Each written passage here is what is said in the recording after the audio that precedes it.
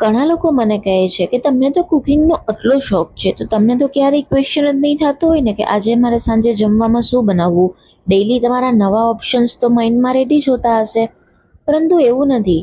હું જે કહીએ ને કે હું સિમ્પલ ખાલી એટલું જ કહું કે ક્યારેક અંતે તો ભાઈ હું પણ માણસ જ છું, તો ડેઈલી કંઈક ને કંઈક તમે બનાવતા હો તો એવું બને કે ભાઈ, અથવા ક્યારેક એવું બને કે ઓર્ડર વધારે હોય કોઈ દિવસે, તો એમ થાય કે ભાઈ હવે કંટાળો આવે છે, અથવા તો કોઈ ક્યારેક થાક લાગતો હોય, ક્યારેક બોરિંગ ફીલ થતું હોય કે ભાઈ આજે કંઈ નથી તામઝામ કરવું. તો સિમ્પલ આજે પણ એવું જ થયું કે ભાઈ કોઈ મૂડ નહોતો આવતો ખાસ એવું કંઈ બનાવવાનો, પ્લસ બહાર પણ જવાનું હતું, તો ઘરે આવીને એમ થયું કે ભાઈ એટલું બધું કોઈ ડિફિકલ્ટ વસ્તુ નથી બનાવી કે જેમાં ટાઈમ કન્ઝ્યુમ થાય.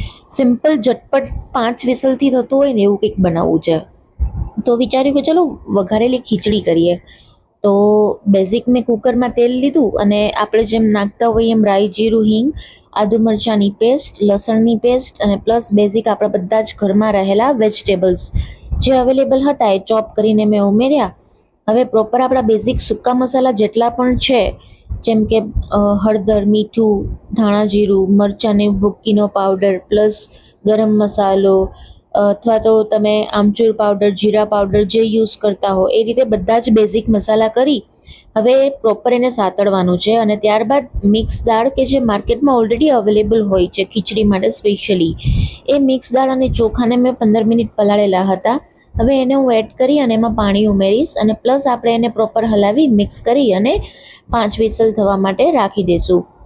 તો આ રીતે મેં તૈયાર કરી ઇન્સ્ટન્ટ ઓન ધ સ્પોટ વઘારેલી ખીચડી, કે જેને તમે દહીં સાથે સર્વ કરી શકો છો, અથવા તો ભાઈ આ એક એવી વાનગી છે કે જેને તમે એમનેમ પણ ખાઈ શકો.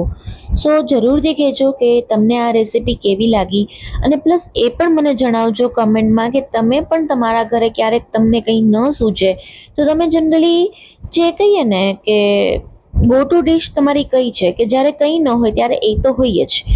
તો આ રીતે તૈયાર છે, એકદમ ખીલા ખીલા દાણા તમને જોવા મળશે વઘારેલી ખીચડી.